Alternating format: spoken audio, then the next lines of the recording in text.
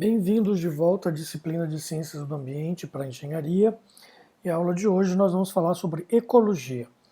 A palavra ecologia, ela também vem do grego e significa oikos, de casa, e logos, de estudo. Então seria, a grosso modo, o estudo da casa, ou seja, é a ciência que vai estudar o ambiente e os seres vivos que habitam naquele ambiente, como eles se distribuem, qual é a sua abundância e como eles interagem entre eles. Então esse estudo ele apresenta, diferentes definições. Ele pode ser definido como a ciência capaz de compreender a relação do organismo com o seu ambiente, o estudo científico das interações que determinam a distribuição e a abundância dos organismos, a ciência que estuda como os seres vivos interagem entre si e com o meio que eles vivem, e assim por diante. Aqui a gente vai ter um vídeo sobre uma gota d'água, a vida numa gota d'água, e essa eu vou passar para vocês depois o link. Enfim, a ecologia ela é um estudo interdisciplinar porque ela envolve conhecimento de várias áreas. Então eu preciso saber coisas que têm a ver com genética, eu preciso saber conteúdos que vêm das geociências, da botânica, do clima, da microbiologia, da evolução, da zoologia, da etologia, da estatística, da química. Todos esses conteúdos contribuem para o entendimento da ecologia e o conhecimento produzido pela ecologia vai alcançar as engenharias, ou vai ser usado nas engenharias. Como vocês sabem, a engenharia, na verdade, nada mais é do que o conhecimento científico aplicado a algo prático. Basicamente, toda engenharia é física, né? É o estudo da física aplicado a algo prático, né? A produção, ao processo produtivo. Então, a ecologia, ela também traz conhecimentos que vão afetar ou ser afetados pela engenharia. Um bom exemplo disso é uma série de produtos que já foram criados pela observação da natureza. Um bom exemplo disso é o zíper. Na verdade, existem organismos, existe um inseto que ele tem um fecho parecido com o do zíper. Então, observando aquilo, alguém copiou aquilo, fez uma escala maior e a gente usa até hoje nas nossas roupas. Um outro exemplo é o velcro, em que, por exemplo, sementes têm aqueles ganchos e elas grudam na nossa roupa para que a gente possa transportar e elas então serem fertilizadas em outros lugares, crescerem em outros lugares. Então alguém viu isso, copiou e fez o velcro, que a gente usa até hoje. Então vários exemplos desse tipo poderiam ser citados aqui para exemplificar essa interação entre a ecologia e a engenharia. Mas vai para além disso. Eu disponibilizei para vocês um texto que mostra como os organismos vivos também são engenheiros, divididos em diferentes grupos, mas que existe um processo de engenharia dentro dos sistemas naturais. Então, a espécie é um conjunto de indivíduos semelhantes e capazes de se intercruzar em condições naturais, produzindo descendentes férteis. Essa definição ela é uma definição geral, ela é aceita no mundo todo, mas nós já sabemos que existem casos de indivíduos de espécies diferentes que podem cruzar e dar descendentes férteis. A gente vê isso muito nas plantas, é muito mais comum em plantas. Então, às vezes, indivíduos de espécies diferentes são cruzados entre eles e geram indivíduos aí que conseguem se reproduzir. As orquídeas, as rosas, tem se feito muito disso com essas flores para obter flores diferentes, mais bonitas e mais raras. Também acontece com abelhas. Espécies diferentes de abelha cruzam entre elas e geram uma prole fértil. Que nesse caso da abelha, fértil é só a abelha rainha, Mas é um exemplo importante no Brasil, que a gente sabe que as abelhas brasileiras são africanizadas, Foi trazido um grupo de abelhas da África para estudo, essas abelhas vazaram e cruzaram com abelhas nativas. Então as abelhas que a gente tem hoje, elas são um cruzamento de espécies diferentes. Mas de modo geral, indivíduos de espécies diferentes não dão prole ou dão uma prole que não é fértil. É exemplo do que acontece com o jumento e a égua. São espécies diferentes e deles nasce a mula ou o burro, que é infértil, é um híbrido infértil. Então, o indivíduo é um organismo dentro daquele conjunto que é a espécie, né, e que está garantida aí a sua reprodução e sobrevivência. Então, seria uma unidade do processo de seleção natural. A população é um conjunto de indivíduos da mesma espécie que habitam na mesma área no mesmo tempo.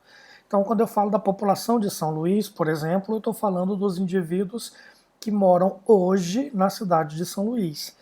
Então, eu sei que haviam populações anteriores, antigas, isso é uma outra população. Quando os indivíduos da mesma espécie vivem no mesmo espaço físico, no mesmo tempo, e interagem entre si, eu tenho aí uma população.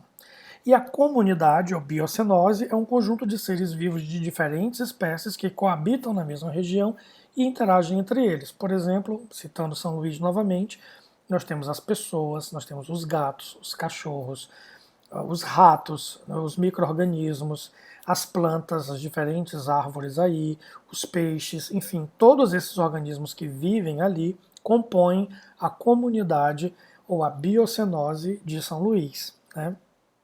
Então, essas definições são importantes para que a gente entenda um pouco como a ecologia estuda. Por exemplo, o estudo da população, que é esse grupo de indivíduos da mesma espécie, no mesmo tempo, e que interagem entre si no mesmo espaço, né, é extremamente importante porque ele permite dados, informações para compreender não apenas o ambiente, mas a própria população. Então aqui tem um quadro da Tarsília do Amaral mostrando, né, operários, pessoas com diferentes características físicas que compunham aquela população daquele período. Então a população ela tem propriedades e a gente estuda essas propriedades para compreender essa população. Entre essas propriedades a gente vai falar de natalidade, mortalidade, fecundidade e dinâmica populacional. Então a natalidade ela é exatamente a taxa de nascimentos dividido por 1.000 habitantes. Então, no mundo, um mapa que mostra essas taxas de natalidade dos diferentes países no mundo em 2013 está sendo apresentado aqui. E a gente vê que países mais pobres, como a África, né, os países africanos, eles têm uma taxa de natalidade muito maior do que países mais desenvolvidos, como no caso do Canadá e da Europa, né? Então essa taxa de natalidade ela é extremamente importante para que a gente entenda, estime a duração dessa população, né? Se essa população consegue se manter ou se ela está em risco, associado obviamente à taxa de mortalidade. O que a gente vê é que de modo geral, né, análogo ao que a gente viu na taxa de natalidade, a taxa de mortalidade também é maior em países pobres, excetuando-se aí a Rússia, que é um país mais desenvolvido do que os países africanos, mas tem uma alta taxa de mortalidade, embora a sua taxa de natalidade não seja grande. Então essa relação de taxa de natalidade e taxa de mortalidade é importante para entender o risco que uma população tem de desaparecer. A taxa de fecundidade é o número de nascimentos dividido por mulheres em idade de reprodução. Então, nesse caso, isso eu estou falando de mulheres, estou falando da espécie humana, mas para qualquer espécie, o número de nascimentos dividido pelo número de fêmeas em idade fértil, né? Isso é que vai dar a taxa de fecundidade.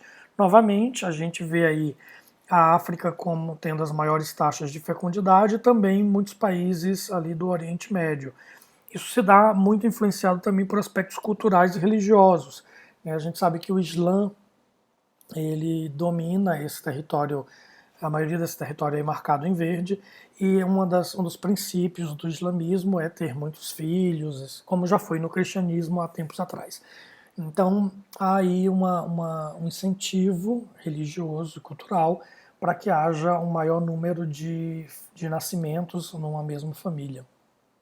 Mas, de modo geral, os países mais pobres são os que têm a maior taxa de fecundidade.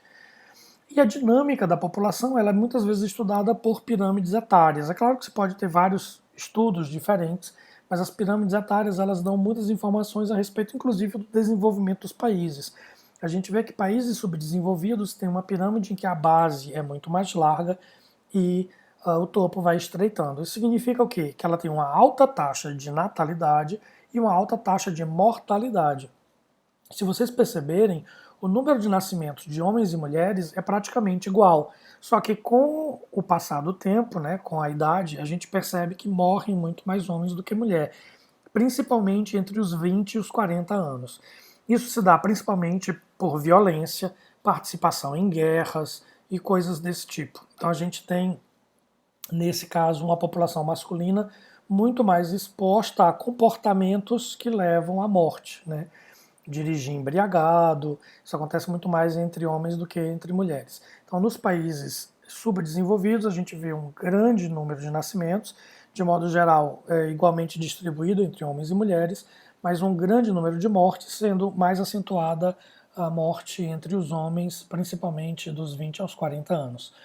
Bom, em países em desenvolvimento, a gente encontra uma base mais estreita, uma faixa, né, de pessoas aí entre 30 e 60 anos maior, e depois um afunilamento disso nas idades maiores. Então a gente percebe que já vai havendo uma mudança nesse quadro de distribuição, porque você vai tendo uma menor mortalidade das pessoas e também um maior controle da natalidade. Isso faz com que a população tenha uma sobrevida maior e eu comece a ter mais idosos. Já nos países desenvolvidos, o que a gente percebe é uma sociedade bastante diferente do primeiro caso, em que aqui eu tenho uma taxa de natalidade muito pequena e uma taxa de mortalidade igualmente pequena. Isso significa uma população mais velha.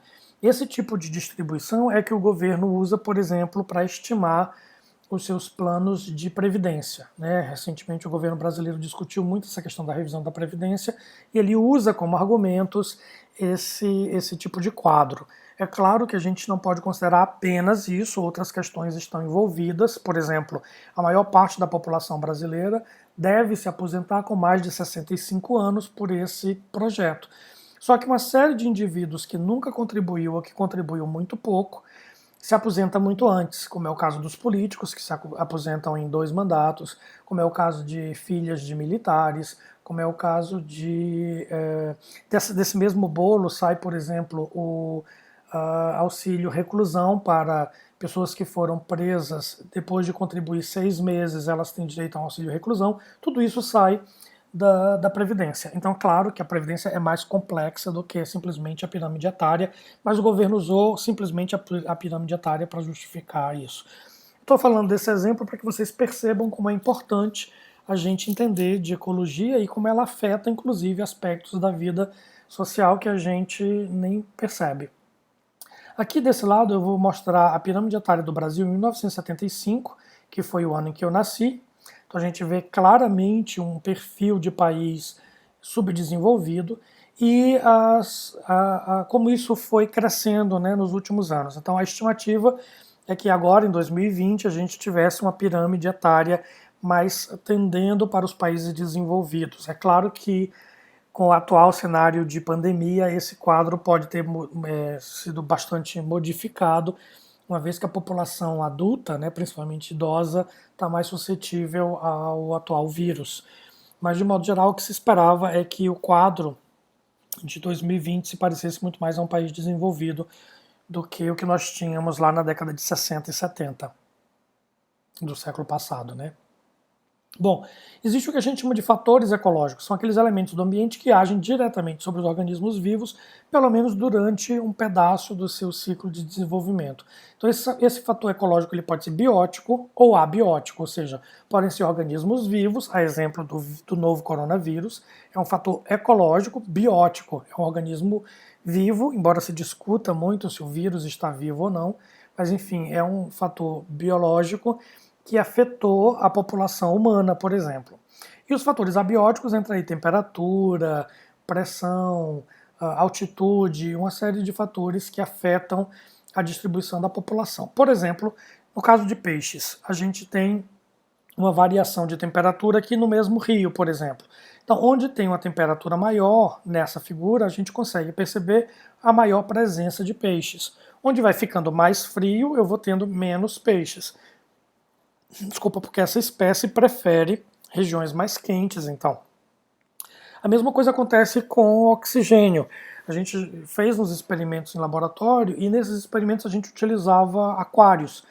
Uma coisa que eu tentei gravar e acabei não conseguindo fazer foi mostrar isso. Quando a gente liga a bombinha de oxigênio, os peixes migram todos para aquele lugar onde tem mais oxigênio, né?